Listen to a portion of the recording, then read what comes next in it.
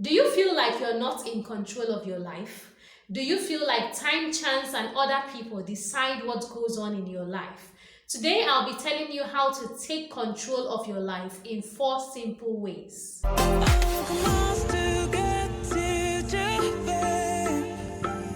Inspire Central. Inspire Central. Inspire Central. Inspire Central. Hello, fellow Inspirers. Welcome to Inspire Central. My name is Monica and I'm the Chief Inspirer herself. It is so good to have you here. It's so easy to feel like your life is out of control. It's easy to feel like your life is spiraling right before your eyes and you have no control over what goes on in your life. But you can actually take control of your life. You can decide what direction your life takes. And that is what I'm going to teach you in this video. I will show you how to take charge of different aspects of your life so that every decision that you make is entirely yours. And you're sure and confident and convinced that you're making the right decision. And you're not externally influenced by people, situations, events, or time. And you decide what goes on in your life. The first thing you need to take control of in your life is how you spend your time. I've said it here on Inspire Central that your life is measured by your time. Every second, every minute, every hour, every day contributes to your life. Your lifetime is made up of days, months, and years. That is how a lifetime is measured. So in order for you to take charge of your life, you have to take charge of your time. How do you spend your time? Who decides how you spend your time? Do you let the day just go by without knowing what you want to do and doing it at that time you decide you want to? Do you let other people choose how you spend your time, what activities you do, and how you utilize your energy and your resources? Do you leave time and chance to decide how your day goes? Or do you let events just play out without having a plan, a schedule, or a timetable for your day? If that is how you have been spending your time, it means that you have not been in complete control of your time. You actually haven't been in control whatsoever of how you have been spending your time. Time management is very important. I've talked about several things that waste your time. I'm going to put a link to that video in the description of this video so you can go and watch it and find out little things that steal your time without you realizing it. Time is very important. If you want to take charge of your life, you have to take charge of your time. Every second that passes by should be something that you can say is aiming towards something, or is contributing towards something, or is something that is helping you achieve your life's goals. Don't just let the day go by without having any goals for the day. And work consciously and deliberately to ensure that you attain your goals for the day. And even if you're not able to attain all goals you have for the day, you can attain some and then work on the others the next day. That is how to make good use of your time. Don't let other people decide how you spend your time by telling you, come, let's go somewhere. Before you go anywhere with someone, you need to ask yourself if it is necessary for you to go there. Ask yourself if you even want to go there to begin with. And not just that, does your joining that friend to that place or to visit that place contribute to your purpose? Does it contribute to your life goals? Does it contribute to your ambitions? Does it contribute to your finances? Does it make you a better person? If it doesn't, then you simply turn it down. You don't have to follow someone to wherever they want to go and accomplish their dreams while you leave your own dreams unattended. If you have dreams, start working on them. Start working on them and be more conscious, more deliberate about how you spend your time. Don't let people decide how you should spend your time. Don't let people tell you this is what you should do. Don't let them fit you into their own agenda. Instead, have an agenda for yourself. Have a schedule, have a plan for your days so that you spend each day consciously working towards your life goals, your ambitions, your dreams, and everything that you want to be. Work towards your life purpose. And if you don't know your life's purpose, I have a video that will help you to start finding out what your life's purpose is. I'm going to put the link of that video in the description of this video so you can go and watch it and start to learn, start to find out what your purpose is. Because when you find out what your purpose is, it is going to be easier for you to manage your time, for you to decide what your priorities are, and for you to not let someone, events, activities, irrelevant things direct you on how to spend your day. You get to decide, you get to choose, and when you know your purpose, you will choose more deliberately. You will choose things that will align with your purpose. You will choose things that will contribute to the attainment and the fulfillment of your purpose. How you spend your time is a large part of taking charge of your life. Take charge of your time today and you will start taking charge of your life. The second way of taking charge of your life is by taking charge of your finances. Do you know how much cash you have at hand? Do you know how much you have in the bank? What are your investments like? Do you know your figures? If you're running a business, do you know what comes in and what goes out? How accurate are your numbers? That's what I'm saying in summary. Know your numbers. If they change today, know what they are today. And if they change in the next minute, be updated. You need to be more careful about your finances. You need to be in the know. Know what your finances are. Know your financial status. Know if you have savings, if you have investments, and how much they are exactly. Some of us have a way of handing these things to people. We give out our responsibilities to ourselves. You see your finance, it is a big responsibility to yourself. It's not something you should tell someone else to do. While they tell you what the numbers are, they tell you what the figure is. How can you verify?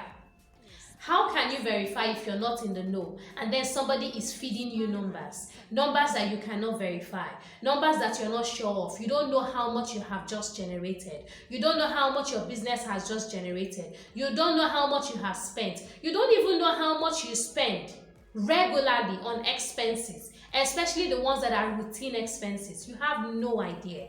Someone just tells you the numbers and you're happy with it. You have an accountant, it feels fly, it feels like it's a big deal, it feels like that's how you should be. Somebody else should manage your finances. I find it scary. I find it scary. It's like working so hard for another person to tell you how much you should earn. Yeah, it's like somebody else giving you a prize for your hard work to tell you this is how much you should be worth, this is how much you have generated. All that hard work that you're putting in, all those products that you're stocking up in your shop, how do you know what you are generating?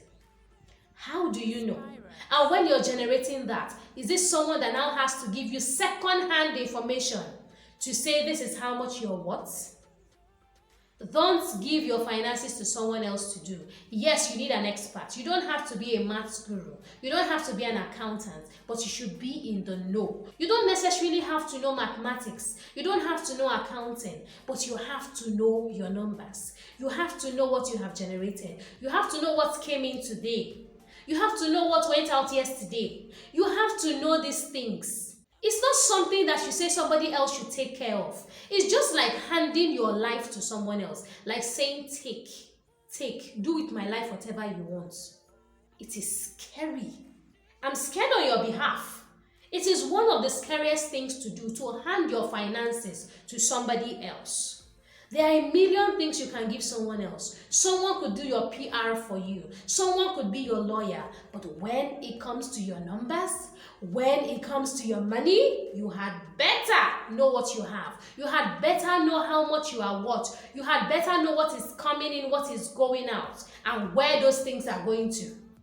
It's not just what is going out, what is coming in. It's where is the money coming from? Is it a legit source?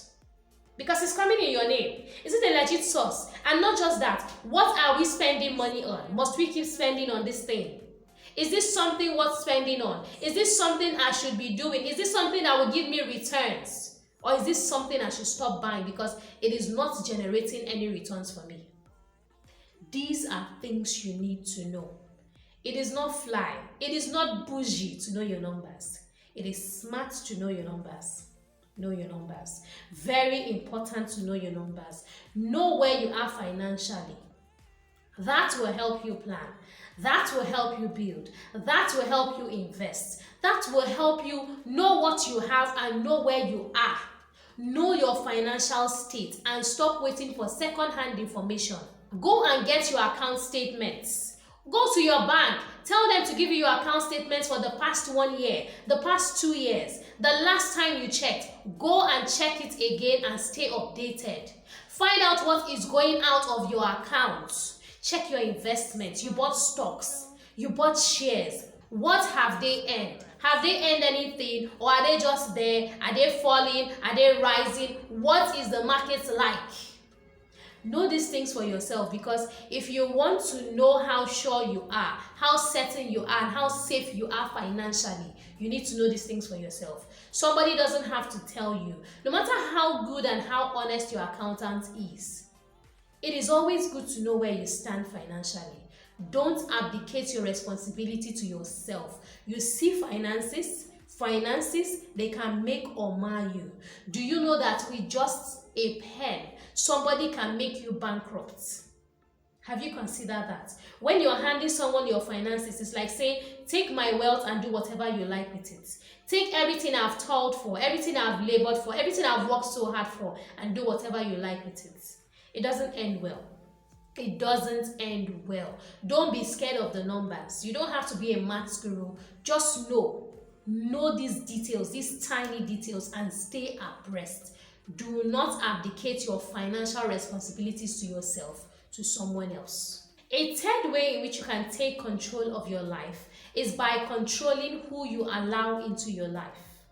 Are you shocked that I said you can control who you allow into your life? Well, don't be surprised.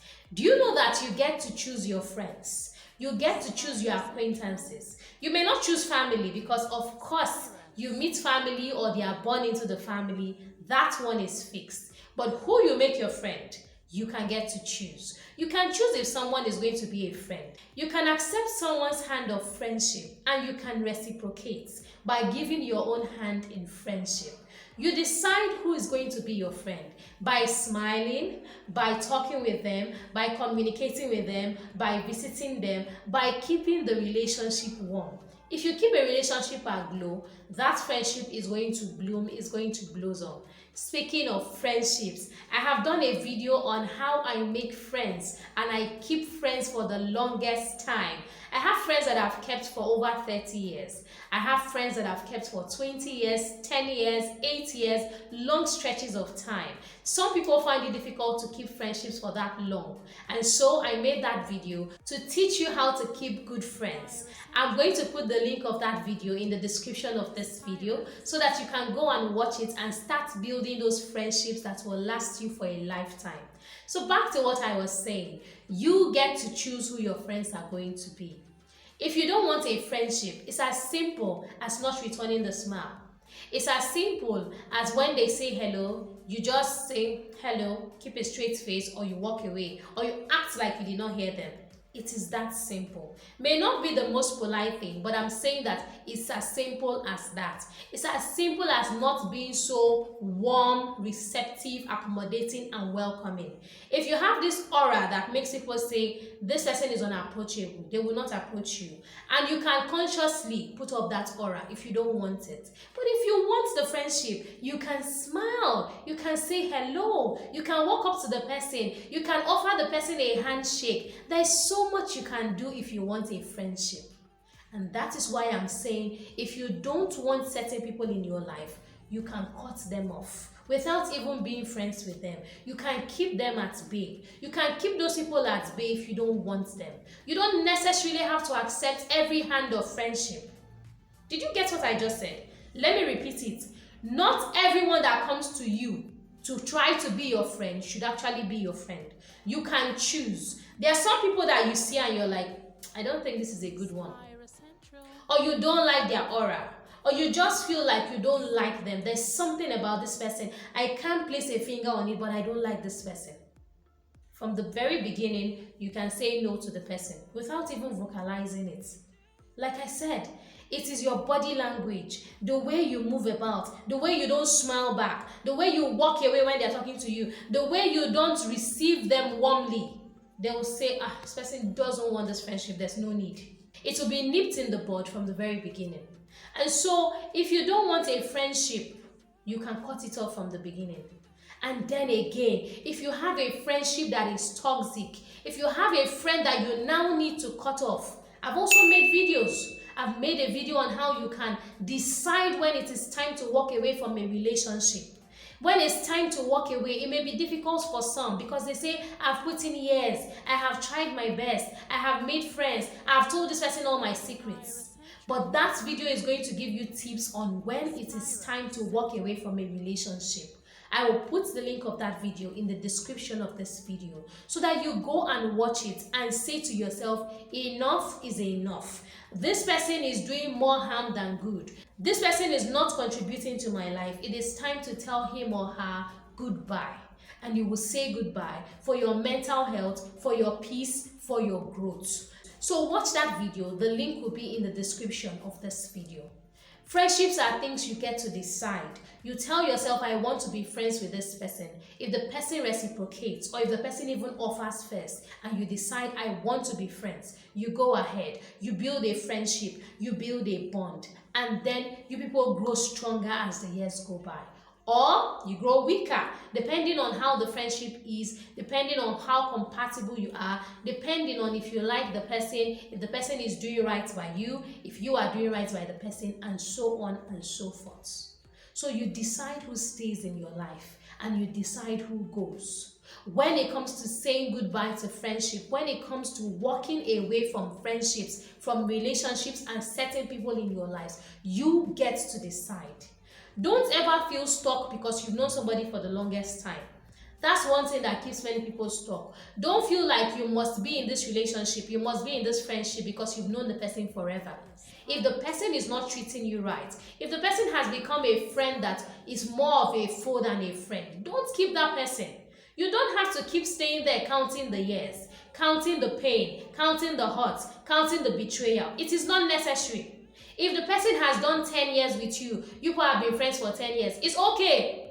You can remove the battery from the clock so that the clock stops ticking for that friendship. You can end it there and then and say enough is enough. Let's stop marking time. Let's stop counting time. No more friendship anniversaries. We are done. And there it is. You get to choose. Never feel stuck or feel that you have to go with the flow because this is a friendship that has taken such a long time to build and to nurture.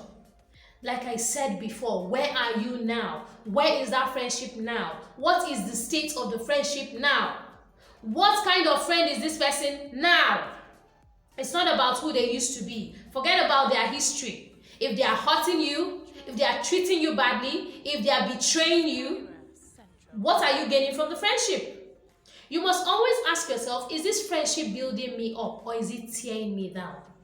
If your friend is tearing you down, if your friend is selling out your secrets, if your friend is speaking badly about you, backstabbing you, there is no need to keep the friendship. You tell yourself enough is enough and you walk away. So never feel hemmed in, never feel stuck, never feel like you don't have a choice of who you let into your life and who you say goodbye to. You always have a choice. Take advantage of that choice. It is always available to you. No matter how long you have known the person, the choice is always available. It's always on the table. Take it, use it, utilize it, and say goodbye when necessary. The final tip I have for you on how to take control of your life is by choosing deliberately who you get married to. You know you can choose your spouse, right? And when I say choose your spouse, I don't mean take the one that is available or take the one that happens to be in your life at that point in time. No, I'm saying make a conscious choice where you have thought long term about how life may be with this person, where you have looked at all the possible scenarios. Is this person somebody I want in my life? Am I compatible with this person? Can I trust this person? And when I say can you trust this person, I mean can you trust this person with your emotions?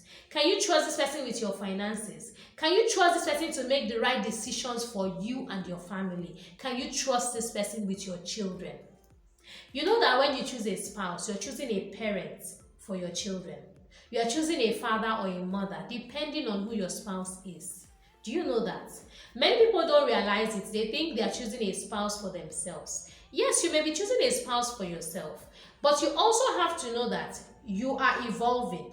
Every day you are growing, you are changing, you are learning, you are evolving in more ways than you can ever imagine. So ask yourself if this person is good for you, not just for this version of who you are, but for the versions you will be in the future, with the more experiences you have, with the greater your wealth becomes, with the people that you start to meet along the way, with the way your influence expands. Is this person the right person? Can this person grow with you? Can this person be happy for you when you grow, when you evolve? Will this person give you room to evolve? Or will the person want to cramp your style so that you remain who you are, being small or being at this level where they are more comfortable? It doesn't matter what the gender is. Your spouse may be uncomfortable with your growth. Your spouse may say, this is not what I bargained for. This is not who I married. But who you marry at this point is not the same person that will be there with you in the next 5 years. It will be another version of your spouse. It will be a completely different version of your spouse, except for a few things that remain the core, the nucleus and the essence of that person. For instance, if somebody is someone who likes to talk a lot, likes to gesticulate, is very vocal, don't expect that this person is going to become quieter. Yes, the person may learn new vocabulary, the person may decide to do things in a different way, but a vocal person is a vocal person. Or for instance, you just see that somebody used to do a lot of house chores, for instance, but now that the person has more money and can get someone to assist, or can pay someone to do the job, they don't necessarily have to keep doing it, especially if they have bigger job responsibilities or other responsibilities in other areas of life. When they evolve and start getting someone to assist them, to take the chores off them, are you going to get upset that they are evolving? Are you going to get upset that this is not the person I married? This person used to do chores, spend the whole day in the kitchen, spend the whole day washing clothes. That is you not welcoming change. That is you being unrealistic. And then you're going to make the person feel like they are torn apart. Because now they are struggling with the new version of themselves that you ought to have embraced. And then they find it difficult to go back to who they used to be. Because this is not who they are anymore. But you want the old version. You want that former person. You want the shadow of what you used to have. But that is now difficult because this person has evolved. And then it becomes an internal struggle. Sometimes it also becomes an external struggle. Who you marry is important. Who you marry can change the trajectory of your life in ways you cannot fathom. You cannot imagine how much your spouse can influence your life for good or for bad. Your spouse can make you remain small. Your spouse can keep you in the place where you will never grow. Your spouse can decide that nothing is positive, everything is negative. Your spouse can be very cynical, and that cynicism can rub off on you. And when it does, it means you will not pursue your dreams because you feel, what is the essence? Nothing works out. Why should I try? Why even bother? That's how you're going to feel. So these are 4 things that you need to watch out for. And I have more tips in a blog post that I have written. I'm going to put the link of that blog post in the description of this video so you can go and read the blog post and learn about other areas of your life that you can control. Thank you so much for watching this video to the very end. If you enjoyed watching this video, please drop a comment below. Also, if you enjoyed watching this video and you would like to see more videos that encourage you, inspire you, motivate you, and help you with self-development, please subscribe to this channel. Simply click the subscribe button and get subscribed to this channel today. It is completely free of charge. You don't have to pay anything to subscribe to this channel, so click that subscribe button. Also, do not forget to click the notification button so you'll be notified as soon as I update. Please like this video, give it a thumbs up if you enjoyed watching it. Also, do not forget to share this video with everyone. I have a playlist in the description of this video. Go watch the videos in that playlist and keep growing and becoming a better person. Don't forget to be an inspiration. I'll see you in the next video. Bye for now. Please subscribe, click the notification button, like this channel, share our videos, and follow us on social media. Thank you very much. Inspira Central.